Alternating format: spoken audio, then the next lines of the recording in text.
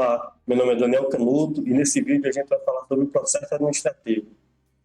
A gente vai ver desde aspectos de protocolo até a base da legislação e atuação do cidadão e dos entes públicos relacionados ao processo administrativo. Para isso eu fiz uma apresentação para acompanhar aqui o raciocínio, mas aproveito esse momento para você que ainda não é inscrito no canal e quiser ter acesso a esse e outros conteúdos, aproveite esse momento aí para se inscrever no canal, no sininho aí, e dar um like para poder esse conteúdo chegar a outras pessoas.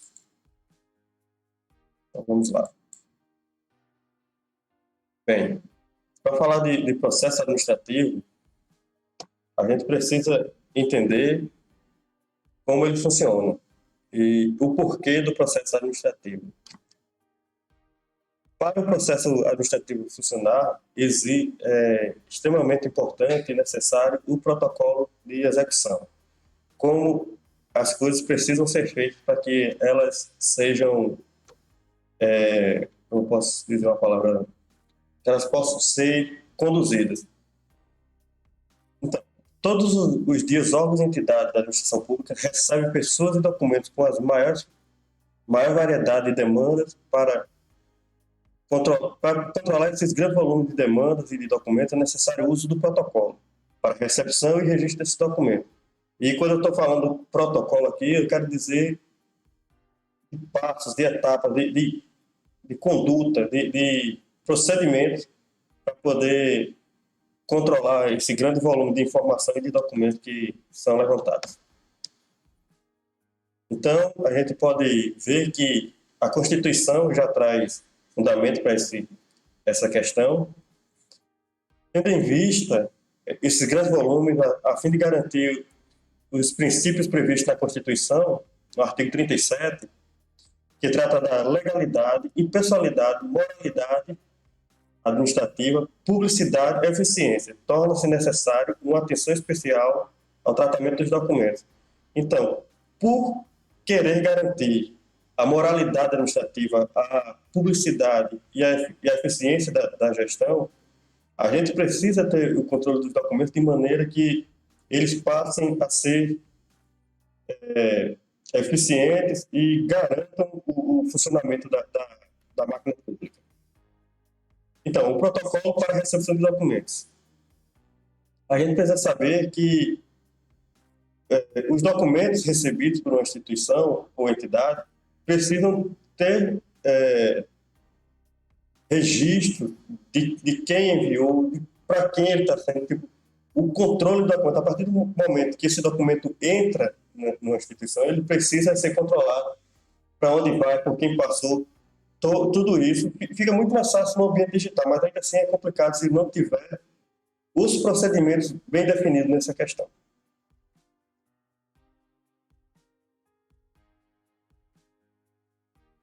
Os já conhecidos setores de protocolos, aquelas unidades presentes na maioria dos órgãos, essas unidades administrativas têm entre as suas incumbências a de recepcionar e encaminhar documentos com o seu devido registro.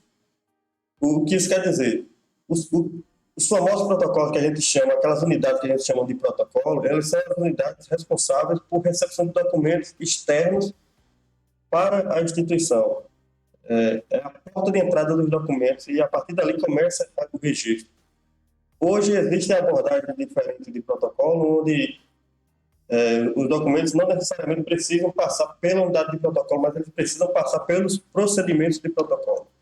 A gente vai chegar nesse ponto específico mais à frente da apresentação e do vídeo. Observando o potencial da palavra protocolo, vamos também analisar o seu sentido relacionado à atividade institucional e aos documentos. Vamos lá.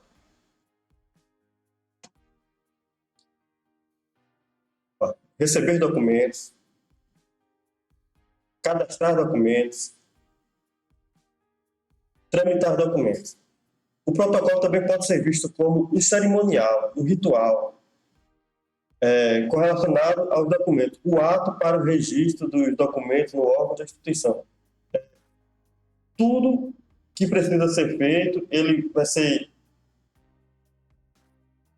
criado uma rotina de procedimentos mínimos para garantir que a informação chegue no lugar que precisa e para garantir que o documento cumpra a sua finalidade.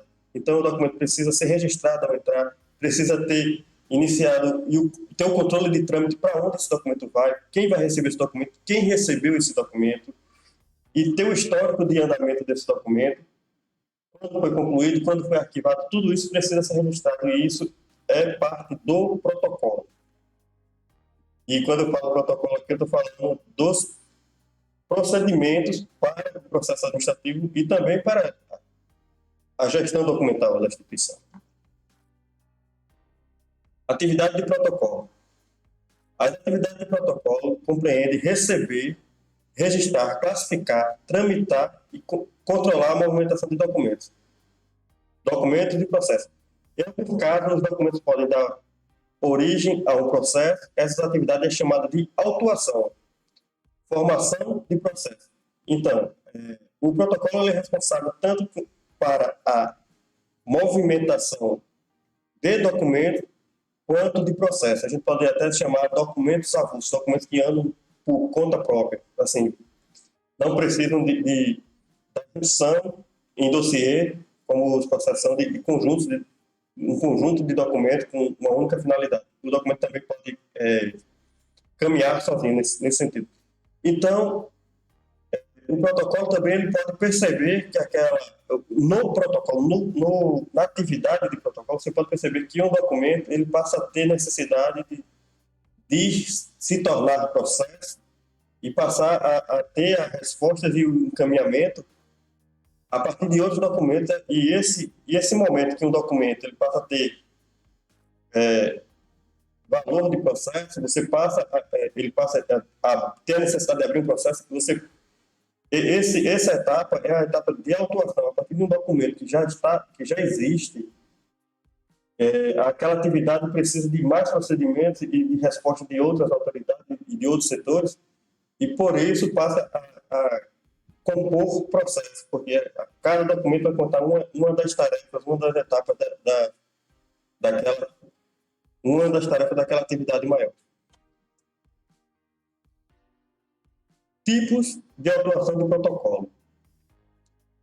A administração pode definir algumas formas de atuação, de atuação do protocolo.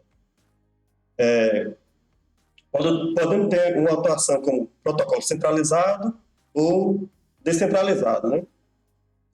Quando o protocolo ele é centralizado, ele vai ter as atividades concentradas numa unidade de protocolo, onde você vai selecionar aquela unidade para poder dar início a uma tramitação do documento, e a partir dali tudo começa.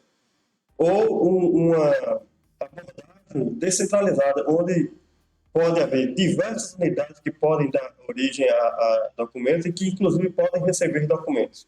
Isso vai depender muito da estrutura da organização e da atividade, e assim também como decisão da gestão. Uma coisa que a gente deve levar em consideração é que o fato de descentralizar, você ter um sistema de protocolo descentralizado não significa que os procedimentos de protocolo têm que ser distintos. O que precisa se entender é que aquela competência pode estar em mais de um lugar. E isso é um pouco confuso, mas a gente vai começar a entender um pouquinho mais na frente. Então, ambas as abordagens têm vantagens e desvantagens. A escolha deve ser baseada no objetivo do órgão ou instituição com relação à sua gestão documental. É importante que isso faça parte de uma estratégia, de um planejamento e que faça sentido para a instituição, ser centralizada ou descentralizada. Então, isso é uma tomada de decisão que deve partir da gestão e dos profissionais competentes nessa área. Aí, o protocolo na UFPB. No caso da UFPB, a gente tem uma atuação descentralizada e potencializada ainda mais com a introdução do processo eletrônico, porque isso possibilitou que diversas unidades pudessem começar os processos, pudessem receber documentos e registrar esses documentos no sistema, e deu como eu posso dizer assim, uma velocidade maior em muitos casos, mas também ele trouxe uma responsabilidade maior para o desenvolvido, porque hoje são muito mais pessoas envolvidas e o protocolo precisa ser respeitado. Tipo, os documentos precisam ser registrados na sua entrada, os documentos precisam ser registrados na tramitação, os processos precisam ser abertos no momento oportuno, e tudo isso, e as respostas desses processos também precisam ser dadas no momento oportuno. Então, para isso, a gente começa a ver que a responsabilidade que era de um grupo pequeno passou a ser de todo mundo, de todas as pessoas que têm poder de abrir processo na instituição, que tem o perfil para esse coisa, ou que as suas atividades necessitem de tramitação e movimentação de documentos. Então, o serviço de protocolo, no sentido de o protocolo contratar do documento, faz parte da sua atividade também. Estamos todos juntos nessa, né? Na UFPB e assim como outros órgãos, estamos todos juntos nessa situação de trabalhar de ter no nosso trabalho os protocolos relacionados ao documento. Dessa forma, o que era atribuição de uma única unidade específica passou a ser um papel fundamental para todos os agentes que produzem ou recebem documentos na instituição. Então, todos aqueles que produzem ou recebem documentos precisam ter noção do que é o protocolo para recepção e tramitação de documentos. Portanto, a atividade de recepção ou produção de documentos precisa ser uma atividade racional, responsável, e observando sempre a respeito das leis, os procedimentos adotados, né?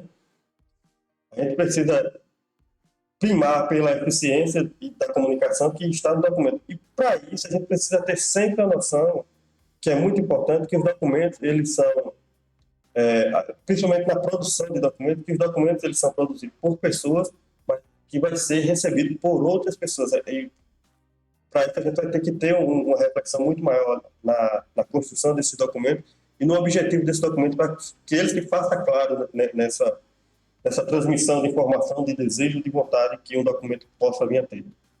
Eu tenho a necessidade e esse documento deve ser claro nesse sentido.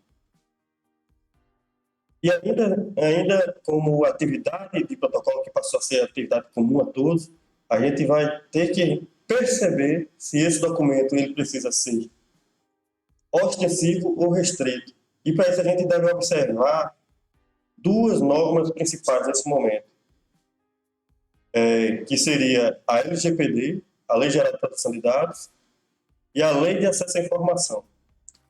A gente vê, até pelo o nome dessas leis, a Lei Geral de Proteção de Dados, observe, dados, ela está tratando dos dados, ela está protegendo os dados.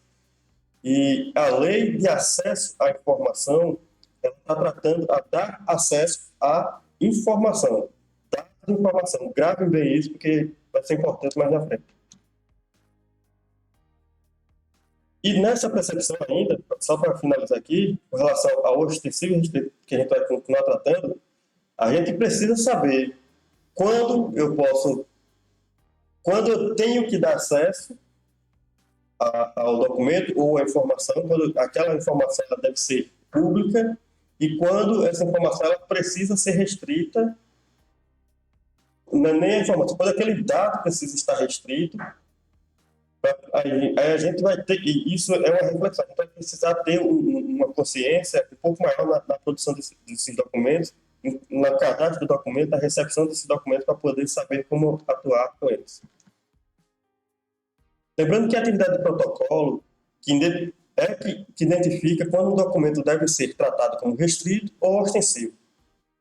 Sempre respeitando a Lei 12.527, de 2014, conhecida como a Lei de Acesso à Informação, observando o acesso como regra e o sigilo como exceção. Outra norma que a gente precisa observar é a Lei 13.709, de 14 de agosto de 2018. Essa lei é a Lei Geral de Proteção de Dados Pessoais, que dispõe sobre o tratamento de dados pessoais com o intuito de proteger o direito à liberdade e à privacidade.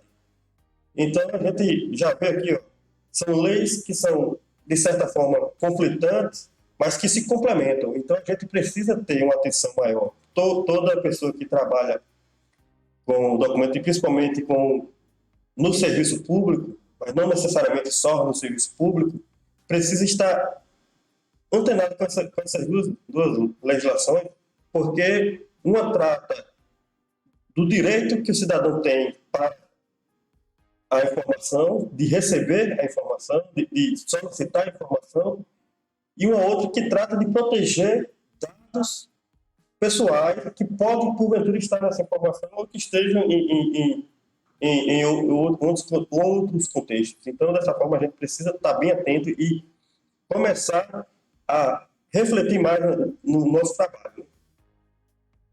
Aí, existem questões de competências e possibilidade de definir um documento como sigiloso, assim como desfazer isso.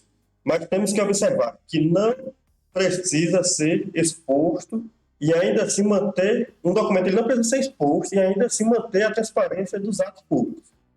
Um determinado pedido pode ser público, mas isso não significa que os documentos e os seus dados contidos precisam estar ostensivos.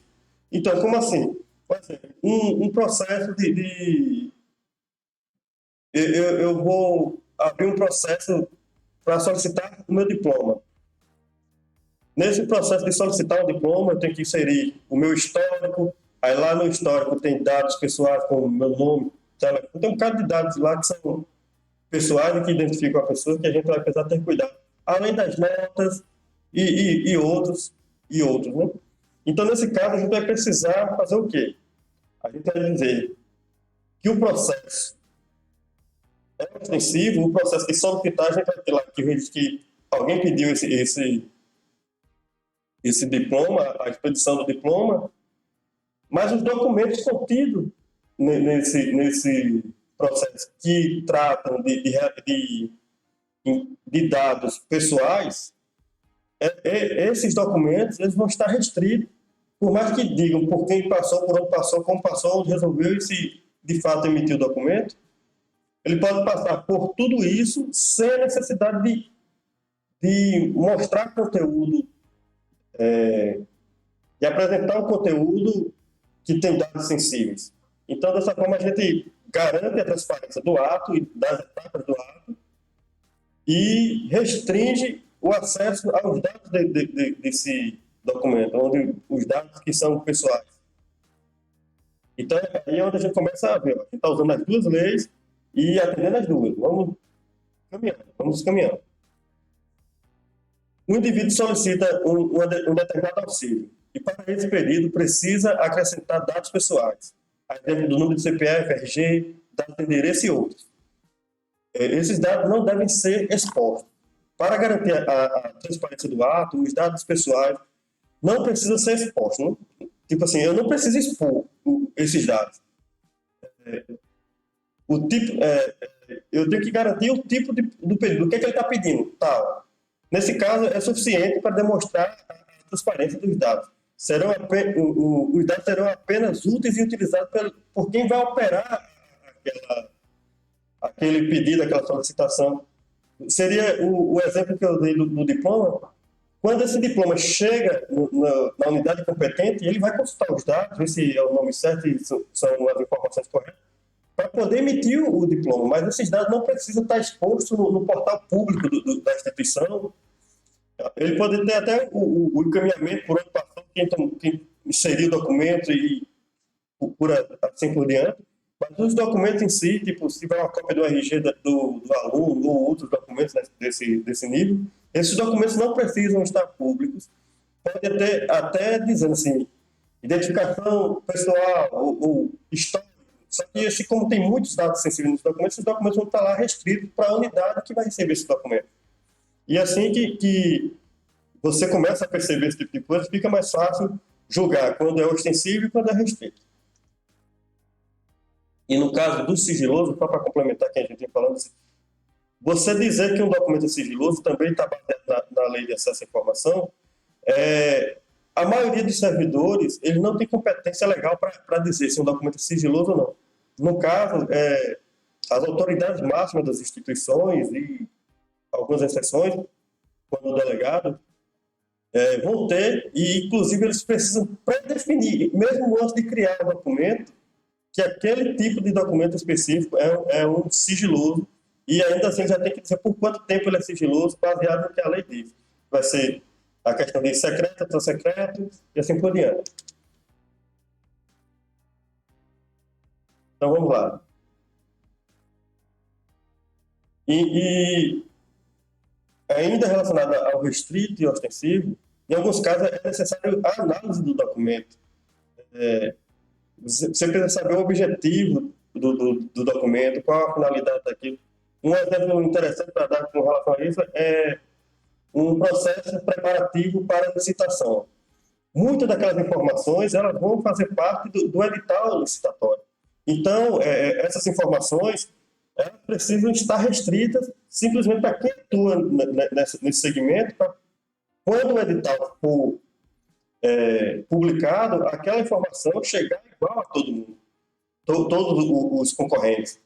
Então, essa informação ela precisa ser preservada até o momento de haver a necessidade, de fato, de torná-la pública, que seria a partir de um outro documento, que ali seria o procedimento que está sendo feito para a construção de um contrato licitatório, de um edital licitatório, esse é um exemplo, alguns contratos precisam ser restritos, muitas coisas a gente começa a perceber que é importante a gente ter esse cuidado de garantir que a gente atenda às questões da lei e também entender que muitas vezes o conteúdo do documento também é importante, não necessariamente os dados de uma pessoa, alguma coisa tipo assim, a finalidade do documento pode garantir a restrição daquele documento.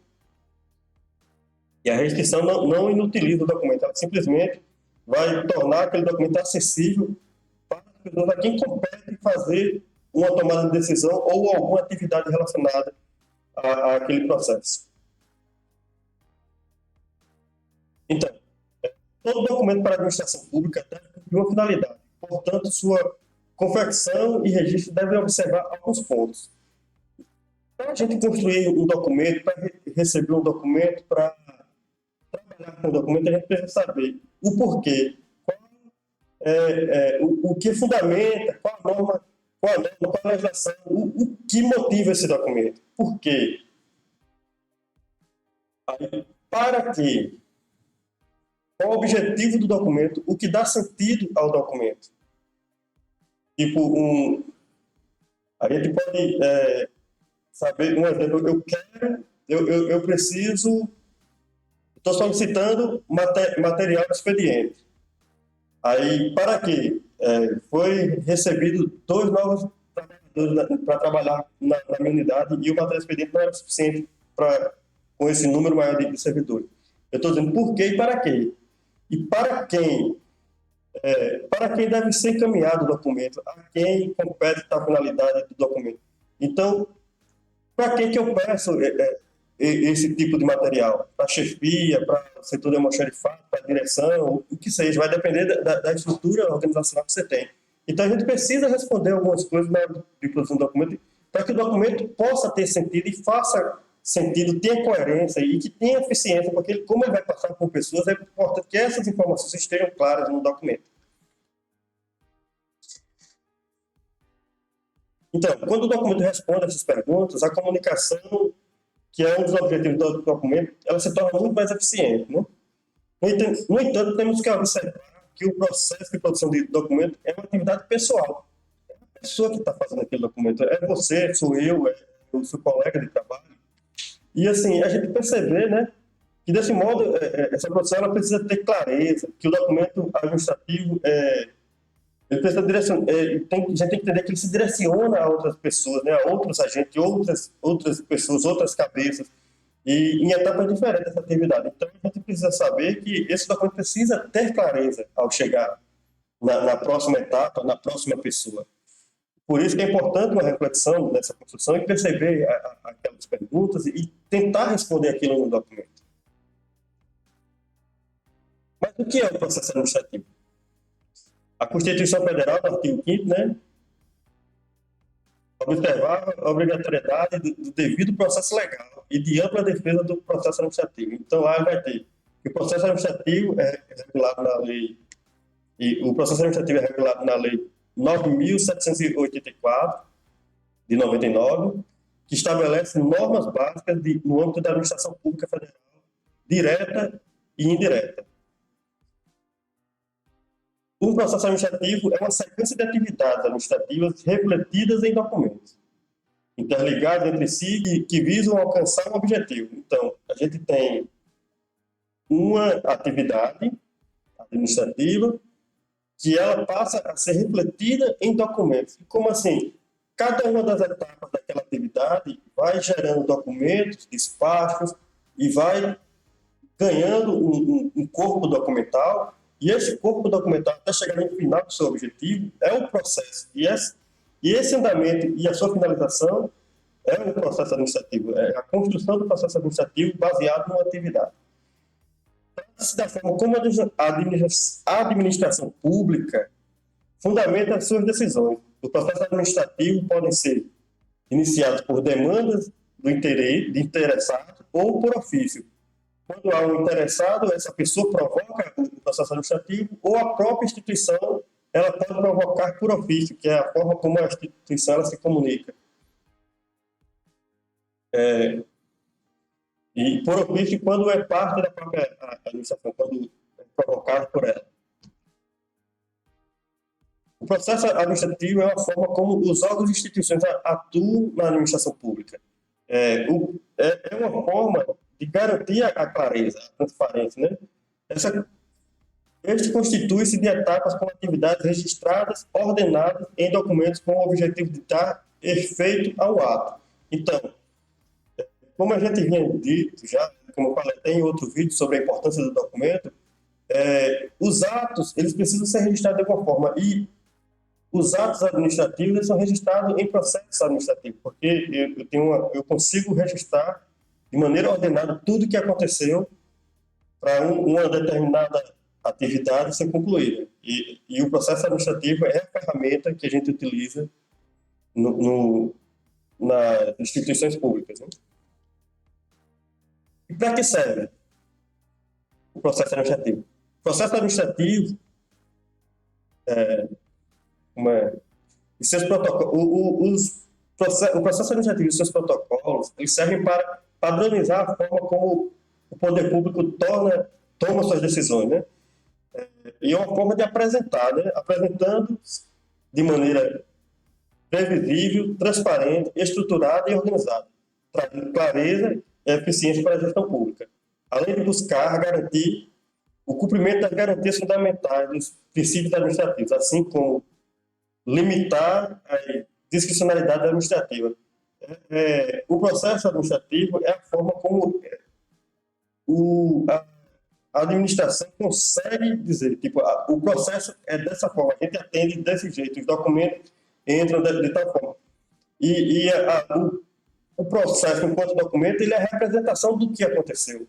E ele passa a ter uma referência de estrutura, tipo, ele consegue estruturar de forma, tipo, essa é a forma como eu atendo. Por isso que é necessário também o gerenciamento e a padronização desses processos.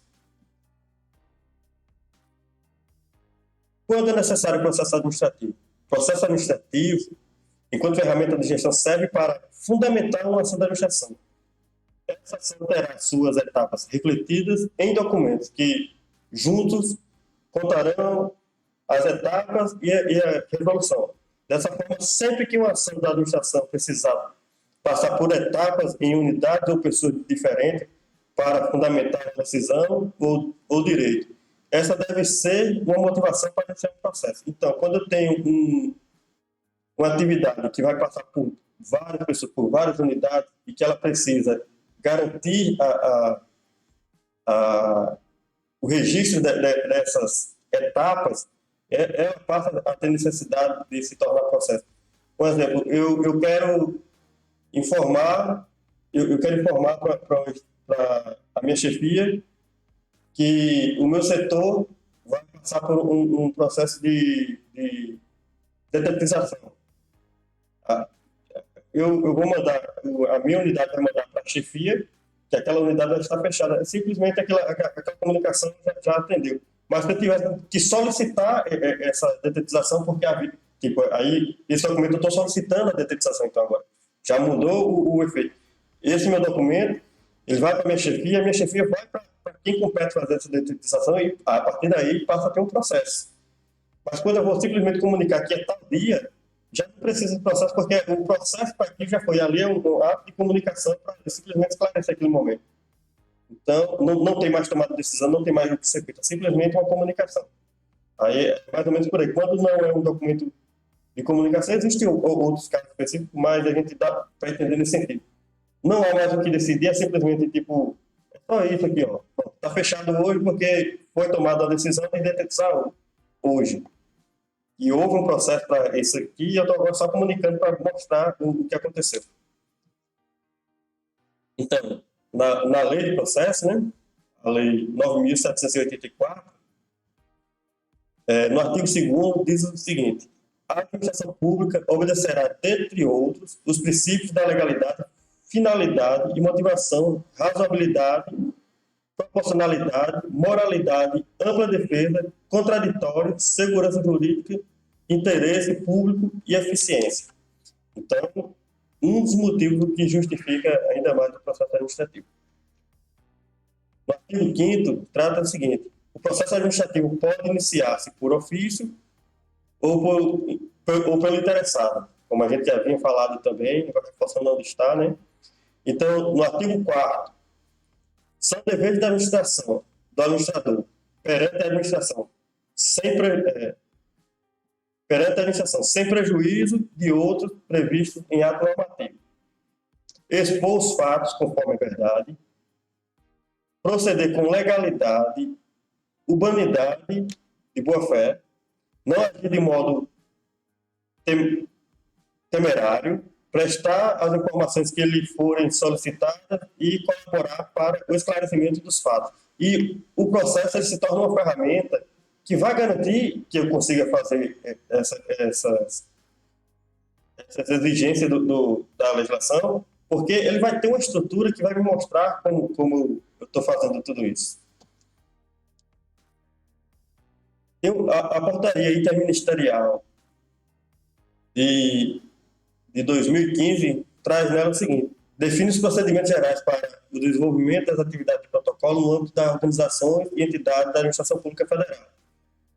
As entidades de protocolo são aplicáveis as atividades de protocolo são aplicadas a todos os documentos, avulsos e processos, independente do seu suporte.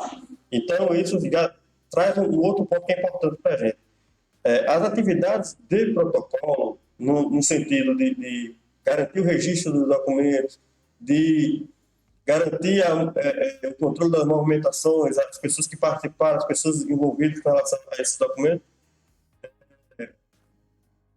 isso independe do suporte. Como assim do suporte? Se é um documento digital, se é um documento papel, se é uma fotografia, o que seja, independente do que for,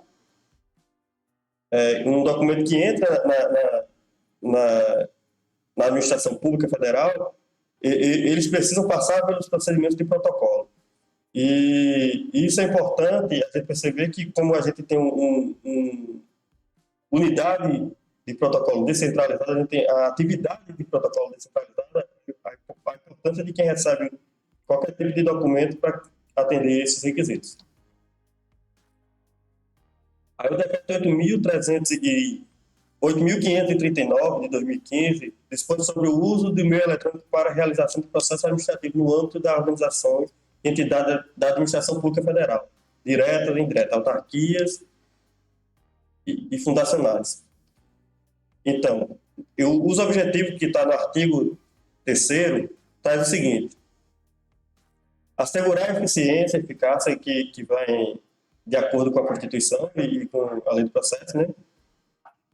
E promover a adequação entre o meio de ações, impacto e resultados. Promover a utilização do meio eletrônico para a realização dos processos administrativos com segurança, transparência e economicidade. 3. Ampliar a sustentabilidade ambiental com o uso de tecnologias de informação e de comunicação. E o 4, facilitar o acesso do cidadão às instituições da administração. Então, a gente vê que tem várias coisas que são importantes aqui. A gente hoje, a maioria dos órgãos já tem o seu processo eletrônico, mas ele tem algumas outras obrigações relacionadas. Tipo, a gente tem que fazer valer com que o cidadão tenha acesso à administração, ele possa abrir o processo por esses meios eletrônicos também. Além de garantir a sustentabilidade, né, ambiental, a gente vai ter tipo, a gente já tem uma economia muito grande de papel, de impressões, e a gente precisa ver aonde mais a gente pode colaborar nesse sentido. Aí no artigo 5º, ele vai trazer o seguinte: nos processos administrativos eletrônicos, os atos processuais deverão ser realizados em meio eletrônico, exceto nas situações em que esse procedimento for inviável ou em caso de disponibilidade por meio eletrônico, cujo o prolongamento causa dano relevante à celebração do processo, né? A celeridade do processo. Então, o que é que isso quer dizer? Em casos excepcionais, o processo pode continuar físico quando começou eletronicamente. Mas isso, se vier a possibilidade de dar prejuízo à celeridade daquele processo, tipo, vamos dizer que vai passar 5 dias sem energia na instituição e aquele processo vai ser respondido amanhã, que é uma coisa que quase absurda, mas a gente tem que estar pronto para qualquer coisa, né? Então, nesse caso, esse processo ele poderia continuar fisicamente, sem pressa, e continuar sem... Agora, para isso, nesse caso, né, a gente tem aqui o parágrafo único, que vai trazer o quê? No caso de exceções previstas no caput, os atos processuais poderão ser praticados segundo as regras aplicáveis ao processo em papel, desde que, posteriormente, os documentos base correspondentes sejam digitalizados conforme procedimentos previstos no artigo 12. Então, esses documentos eles podem continuar no papel ali, mas a partir do momento que o sistema volta, ele tem que ser inserido ao sistema para que seja dada continuidade a partir dali. Então, você vê, e tem um artigo específico tratando dessa digitalização. Então, para você ver o quanto é importante a gente observar e quanto de legislação a gente já tem tratando sobre essas questões. O processo administrativo é um dos pilares para a sustentação da legalidade dos atos realizados pela administração. De posse da legislação própria da administração, consegue dispor direitos e deveres, requisitos e conformidade a esses processos. Então, a gente consegue garantir que as coisas aconteçam de maneira coerente e baseada na legislação. Eu agradeço aqui todos que ficaram até agora nesse vídeo, e a gente trouxe uma noção básica para que a gente possa depois estar tratando especificamente sobre algum sistema.